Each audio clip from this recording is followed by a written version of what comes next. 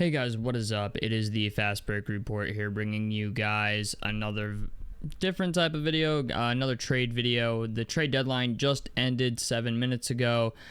Some notable guys I guess we'll go over first that were not traded. Miles Turner wasn't traded. Cameron Johnson wasn't traded. He was a guy that was rumored for over a month now at this point. I just feel like Brooklyn's asking price for him was a little steep. For a guy that's, injured all the time, yeah, he's a good player, but they were asking for like 2 first-round picks and like a decent young player for him. They were simply just not going to get that, unless the team was like incredibly desperate. Yeah, there was a couple teams that could maybe get involved in that, but, just nothing ever really materialized. Like the Oklahoma City Thunder could have gotten involved in that. The Bulls did try to trade Kobe White. The Pacers were rumored to be involved in that, supposedly. I saw a bunch of stuff like the Pacers are involved here, the Pacers are involved here. And it's just like, I had a feeling like when I woke up this morning, I was just like, I don't think the Pacers are going to fucking trade anybody. I just don't. The team is too good the way it is now as it's constructed to just start playing with shit essentially and seeing what works and what doesn't. So I'm not really shocked. Kevin Durant was a name that's been rumored the past couple days, like the past 3 or 4 days. He didn't get moved. Actually, there was a trade on the table for Kevin Durant for Golden State. Memphis tried trading for him, but he said no. I have a strong feeling in the offseason Kevin Durant's going to get traded because at this point, the Phoenix Suns have to do something. Bradley Beal is got the keys to the car in his situation in Phoenix, and the only other thing Phoenix can do is try to trade Kevin Durant for something. And if and when they do that, I have a feeling they're going to unload Devin Booker too. Their go all-in move has not worked. They did trade Jusuf Nurkic to the Hornets. So that was kind of beneficial to them, but I want to talk about some of these trades and stuff that happened in the past 24 hours or, past 15 or 16 hours, and just go over them one by one here on Sham's Twitter account. I'm just going to go through them and just talk about what I think about each one, and we'll go from there. So the first one that I wanted to cover, this one was a little confusing to me, actually, because I was like, why in the world would the Toronto Raptors get involved in this? But Brandon Ingram got traded from the Pelicans to the Toronto Raptors for Bruce Brown, Kelly Olynyk, 1 first-round pick, and 1 second-rounder. That's not a terrible haul for Brandon Ingram. I do feel, however, though, that somebody on the Raptors is going to get traded for something that's more of a need on that team. Brandon Ingram, solid player. But they have now Scotty Barnes, Brandon Ingram, and RJ Barrett, and it's just kind of like they're all ball-dominant guys for the most part.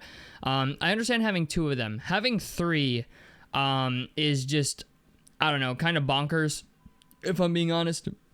One of the cool things about this as well is one of those first-round picks, that 1 first-round pick that Toronto sent to the Pelicans was one of the picks that the Pacers gave the Toronto Raptors for Pascal Siakam. So, not only did they get rid of Bruce Brown, but they also got rid of one of the first-round picks we gave them in order to acquire Siakam, in order for them to acquire Brandon Ingram, who, I'm going to be honest, they will probably give Brandon Ingram the contract he's looking for.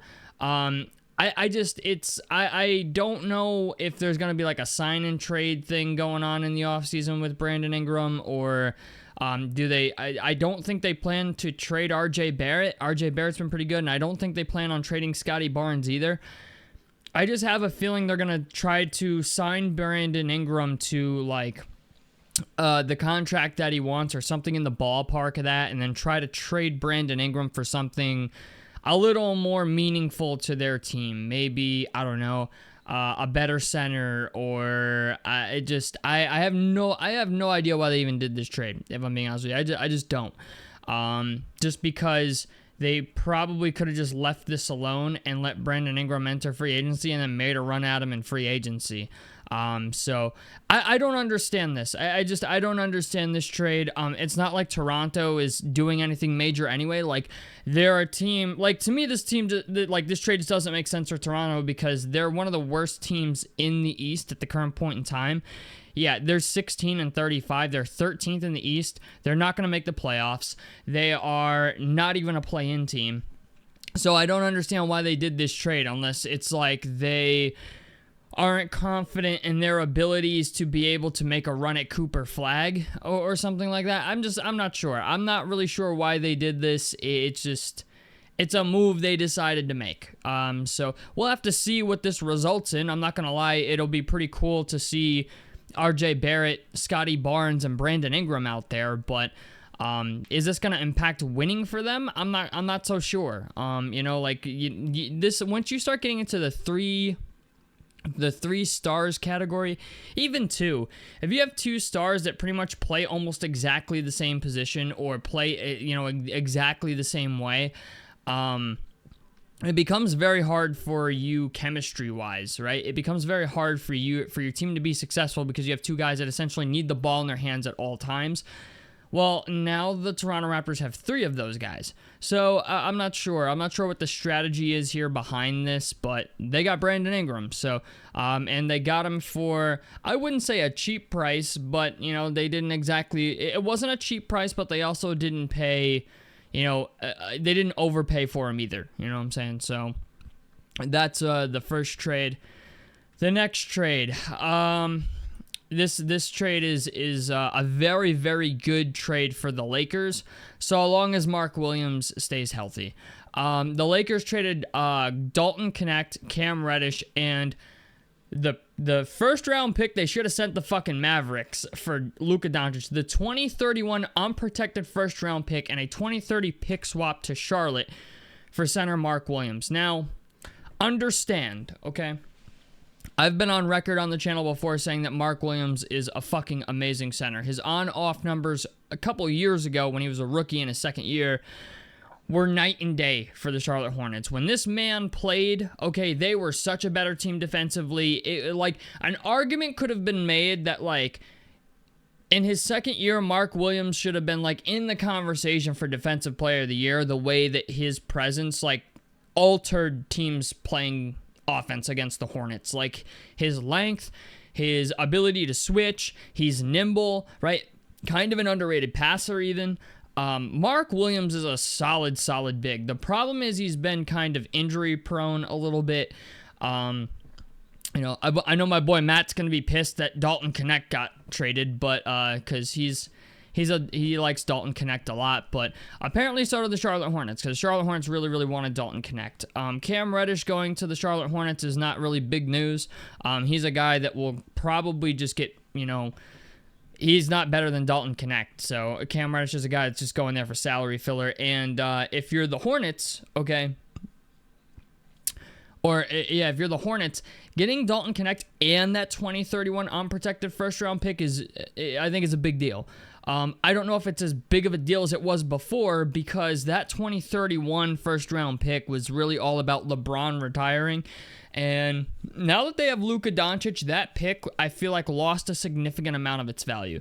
We're talking 6 years from now. It's a 2031 first round pick. By then, if the Lakers are not good, Luka Doncic will request a trade and be out of Los Angeles, which I just don't see happening. So that 2031 first round pick really lost a lot of its value when they traded for Luka Doncic. So I understand why it was included, but the other thing is also, like, if you were the Mavs, though, that was a pick you probably should have gotten and they didn't. So it is what it is. Let's see. What else have we got here? Chet Holmgren returning. Davion Mitchell to the Miami Heat for PJ Tucker and a second-round pick. That's not anything crazy. Patrick Baldwin Jr. to the Spurs. That's a cash thing. This trade is semi-sorta significant. This is a trade, Jusuf Nurkic and a 2026 first-round pick to the Charlotte Hornets for Cody Martin, Veseli Micic, and a 2026 second-round pick. So, it's funny. The Phoenix Suns, if you paid attention to any of my videos, actually traded one future first-round pick. I think it was a 2030 unprotected first-round pick to the Utah Jazz in order to get back 3 worse first round picks, or at least a little more recent first round picks. They actually traded a first round pick to the Hornets just to get rid of Jusuf Nurkic, and they brought in Cody Martin and Vasilije Micic. So this is now the second deal that they have done with the Hornets. First trade was for Nick Richards. Cody Martin is a solid player. Vasilije Micic, I don't really know what to think about this guy. I haven't watched a lot of Hornets games, or really even paid attention to any of his play, but they are getting back. They're getting back a 2026 second round pick. So I guess the first round pick is, not the end of the world. That 2026 second round pick, I have yet to see what the details on that are. But it's an okay trade. I mean, it's good for Phoenix. If you're the Hornets, this is a tank job move, especially with trading Mark Williams. It's like, yeah, we'll take Jusuf Nurkic, but because he's a horrible defender, we'll take him so we can get into that Cooper Flag conversation. That's like the main reason they did this. But yeah, that's a minor trade. This trade was huge. This next one. This one, I can't say it shocked me because I heard rumors that Cleveland was looking to go after DeAndre Hunter, but they gave up a haul to get this boy. Let me tell you, dog.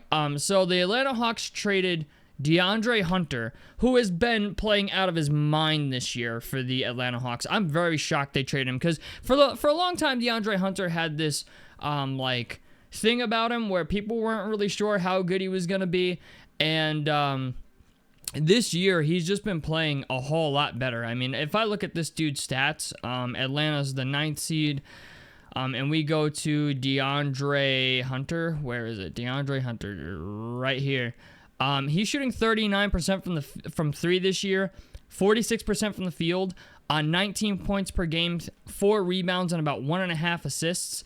The dude has just gotten, he went up 4 points per game. The free throw shooting is at 85%. He's still a decent defender, 0.8 steals a game. The three-point shooting has progressively gotten better. The field goal percentage has progressively gotten better. So DeAndre Hunter going to the Cavs, I think, is a big deal. He is a 3-and-D wing for the most part who can do a little bit of everything. So this is a big deal, I think, for the Cavaliers. This is one of those things where the rich get richer. They did give up Karis LeVert, Georges Niang, and 3 second-round picks and apparently 2 pick swaps. I don't know what the pick swap compensation looks like. But it's just the idea. This gives Cleveland a younger option than Karis LeVert. I think Karis LeVert is on an expiring deal too. Don't quote me on it. I don't feel like looking it up because I feel like these videos take long enough as it is. But Karis LeVert's a solid player. He's older. He's a very, very solid guy. Georges Niang has also been playing very well. So yeah, you know what? This is the Cleveland Cavaliers got a young, promising guy by giving up an aging guy and a guy that I'm not quite sure they really care much about losing. The Wizards are sending Marvin Bagley III to the Grizzlies as part of a deal. So Johnny Davis. Oh, Johnny Davis is going to Memphis? Okay, I'm cool with that. He's a dude I feel like gets no burn. But this trade was pretty interesting too. The Los Angeles Clippers are trading Terrence Mann and Bones Highland to the Atlanta Hawks for Bogdan Bogdanovic and 3 second-round picks.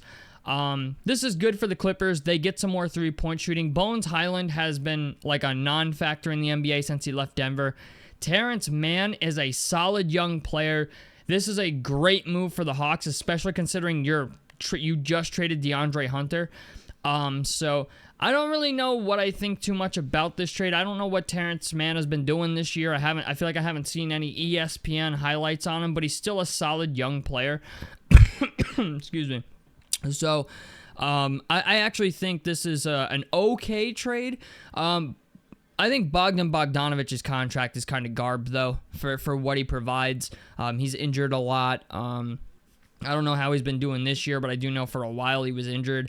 It's an okay trade for both teams. I think this is good for Atlanta, though. Atlanta's trying to get younger, and I think, turning Bogdanovic, who's over, I think he's 32 years old, into a guy like Terrence Mann, who's a lot younger, I think is just a win in itself. The Atlanta Hawks are getting rid of a contract that I think was bad for them, while also bringing in Terrence Mann. So That's a pretty good deal for the Hawks. I like that trade a lot. What else we got? The Memphis Grizzlies trading Marcus Smart. They traded Marcus Smart to the Washington Wizards for 2 second-round picks, and I think there's other stuff included here. The Pacers traded James Wiseman. One other trade, a couple other trades that we do have to get to. These are just the recent ones that broke today or within the past 15 hours or so. I do want to talk about this trade. Jimmy Butler and Andrew Wiggins. This is a trade I'm finding very, very hard to get behind. So first of all, this is obviously the big trade that went down in the past couple days. There was a lot of moving pieces to this trade. This is the first 5-team trade I think I've ever seen. I actually feel like I gotta look this up. Jimmy Butler trade. So where is it? Jimmy Butler sends disgruntled star to the Warriors after trade demand and a suspension. So this is the first 5-team trade I've ever seen. I've seen 3-team trades. I think I've even seen a 4-team trade, but I've never seen a 5-team trade. So, Jimmy Butler, once again, has found a new NBA team. The Heat have granted the disgruntled Stars trade request on Wednesday, finalizing a deal to send him to the Golden State Warriors. Shams Charania, the deal will reportedly cost the Warriors Andrew Wiggins, Dennis Schroeder, and Kyle Anderson, and more. So the Warriors are receiving... Actually, this says a 4-team trade, but by the time it got done, it was a 5-team trade, from what I heard. But the Warriors are receiving Jimmy Butler. The Heat got Andrew Wiggins, Kyle Anderson, PJ Tucker. The Warriors' 2025 first-round pick with a top 10 protection. The Utah Jazz received Dennis Schroeder. Dennis Schroeder only became eligible for trade literally yesterday. And the Detroit Pistons are receiving Lindsey Waters III and Josh Richardson. Josh Richardson's actually a nice player for the Detroit Pistons, but I'm going to be honest, and the crazy part is also, they actually reported on it here in the bottom of the article here.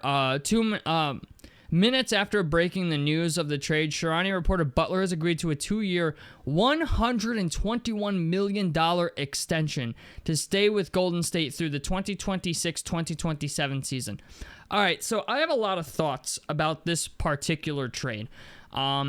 The first being that, first of all, I don't know in what world Jimmy Butler is worth $50 million a year anymore, but apparently, according to Golden State, they seem to think so. In the next couple years, this will be one of the worst contracts in the NBA. I will go on record saying that. I do not care what you think about Jimmy Butler, okay? Jimmy Butler has been on a decline. I have him on my fucking fantasy team, okay? I drafted the guy thinking he'd be good. I feel like he hasn't played any fucking games for me this year.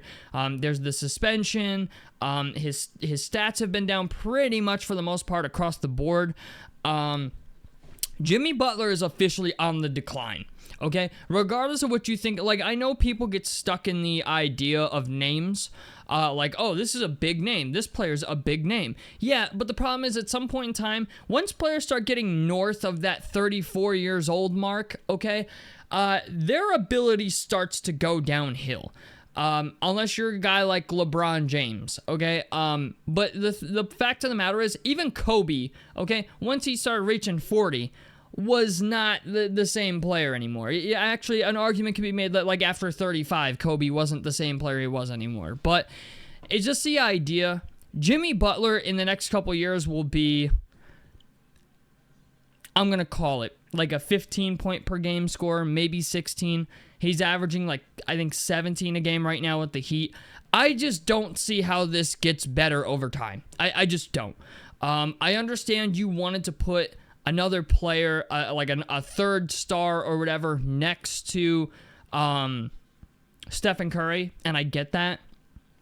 My problem is that I don't think the gap between Jimmy Butler and Andrew Wiggins is big enough to justify this trade.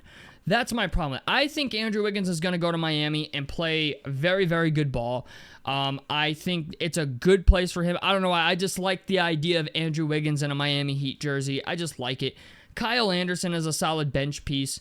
PJ Tucker is washed at this point. Let's call it what it is. PJ Tucker's washed. And not only did the Heat get Andrew Wiggins and Kyle Anderson, but they also got a 2025 first-round pick out of this in this year's upcoming draft. Granted, it's top 10 protected. It might be outside the lottery, but if they got a lottery pick in Andrew Wiggins and Kyle Anderson for Jimmy Butler, I actually think that's a pretty good trade.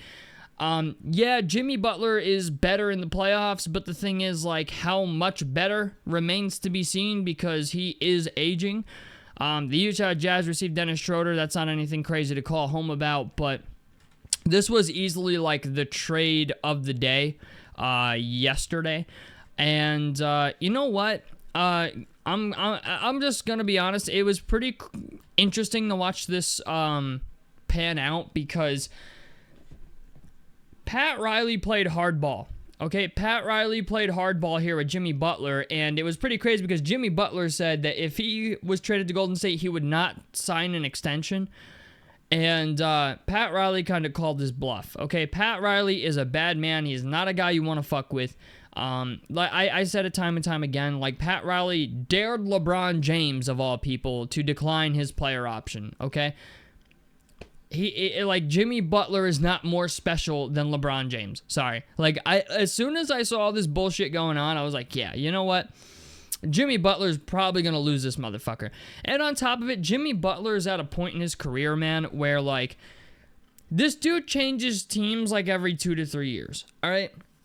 He's not really in a position anymore to be making demands.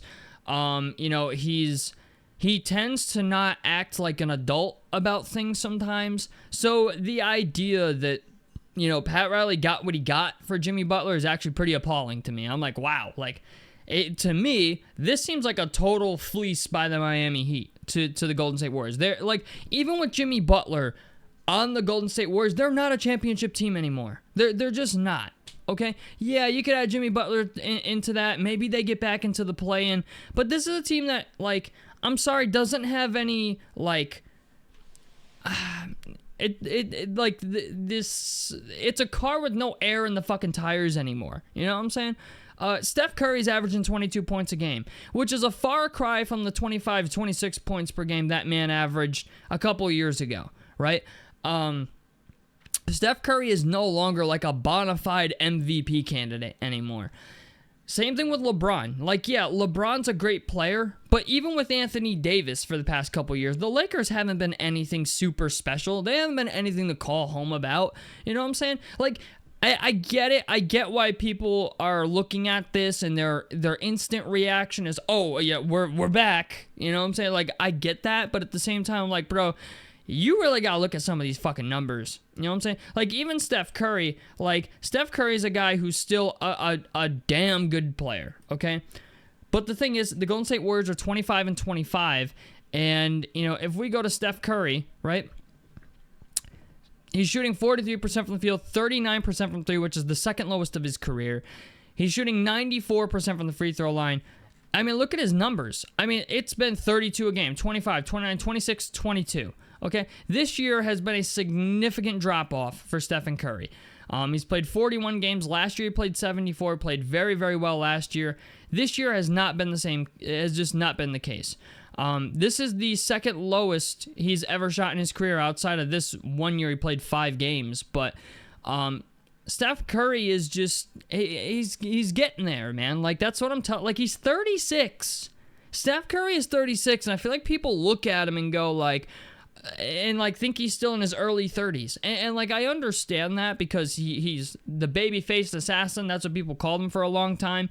But my man is, even, from the field, it's just not been great, okay? Like, even his regular field goal percentage is, right now, second lowest of his career again? 43%? I mean, we have 40%, but he played 5 games that year. We have 43.6. Yeah, this is the lowest he shot from the field ever in his career outside of the 5-game season he had, where he had, that season-ending injury. But I get it. I understand. Oh, Steph Curry's going to go crazy in the playoffs. Yeah, all right. I'll believe it when I see it. I'll believe it when I see it. But you know what? good for Jimmy Butler. I'm glad he got out of Miami. In 3 years, he'll be bitching to get out of Golden State. So that's been pretty much it. There's been a lot of other smaller trades, like Jonas Valanciunas getting traded to Sacramento for City Cisco. The Wizards are in their tank job mode at this point. They're in the Cooper Flag sweepstakes. Do we have any more interesting trades to talk about? 76ers are signing Chuma Okeke to a 10-day contract out of the NBA G League.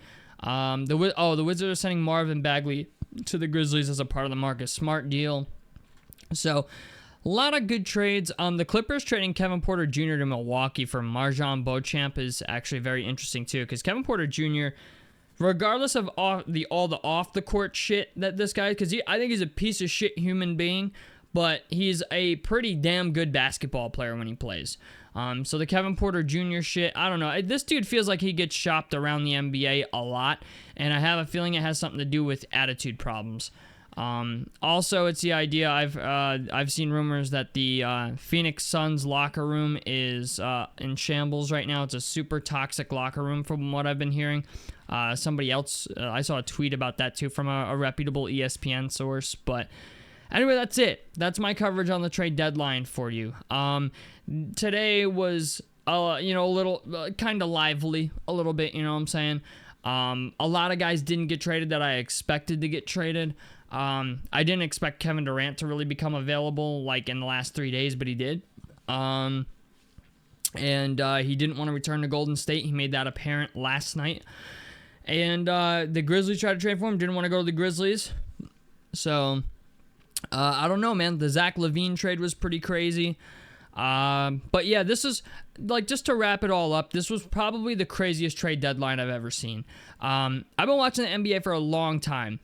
Luka Doncic getting traded to the Lakers was, like, to start off the trade deadline, like, really kick shit off, was insane. Right? Then De'Aaron Fox got traded. And then as time went on, it was like, now Chris Middleton got traded. And it just seemed like one domino after another started to fall. And I'm just going to be honest. This was the most entertaining trade deadline I've ever gotten to actually see. It was fun it's fun to be able to make content on it and actually cover it and stuff like that. But yeah, the trade deadline this year was fucking insane, to say the least. So I'm excited. It is Thursday, tomorrow's Friday, and then on Saturday, the Lakers will be playing their opening game with Luka Doncic against the Pacers. So that'll be an interesting game to see. Unfortunately, I feel like that game will be at 10:30 at night, but it's a Saturday night, so I don't know. We'll see what happens with that. But yeah, you know what? The other thing here, James Wiseman, I think I said this in the beginning of the video, but James Wiseman got traded from the Pacers to the Raptors for cash. So we'll see what comes of that. I feel like the Pacers will be on the buyout market looking for somebody. But in the end, craziest trade deadline I've ever been a part of. I don't think I've ever been. I don't think I've ever seen a trade deadline where you have a generational trade, like a trade that breaks the history books, right? I don't think I've ever seen a trade deadline like that, because things like that just simply don't happen. They don't happen at the trade deadline. If a star gets traded, it usually happens in the offseason, right? It usually happens where there's time, right? Like there's time to adjust to things. That's why star players normally don't get traded at the deadline. They usually get traded in the offseason. So that's what makes this Luka Doncic for Anthony Davis trade even crazier, just the idea that a team decided to do this mid-season, which to me sounds kind of like a desperation call from the Mavericks. If you want my honest opinion, this like the Lakers, all the moves they made during the trade deadline here, say win now moves, but I'm still not sold on the Lakers. I feel like the Lakers will be the team we expect them to be once LeBron retires. It feels too much like a Paul George, Kawhi Leonard situation where it's like you got two ball dominant guys. One of them is actually, like, neither one of them is good at defense. Mark Williams is okay, but he can't defend everybody. So I don't know. I won't know how to feel about the Lakers until I watch them play. Right now, I'm not sure what their starting lineup is projected to be, but I don't know. They got rid of Dalton Connect, so they still have Austin Reeves, who is a good player, but we'll have to wait and see. I'll be excited to be watching these new players in their, with their new teams. It'll be fun. Thank God I have a League Pass subscription so I can watch it, except for the New York games. Can't watch fucking New York games if you own League Pass because of blackout restrictions. Because that makes fucking sense. But anyway, tell me what you guys think about this down below in the comment section below. A like helps me out. Subscribe if you guys want to see more on the Fast Break Report. And I'm out of this motherfucker. Peace, guys.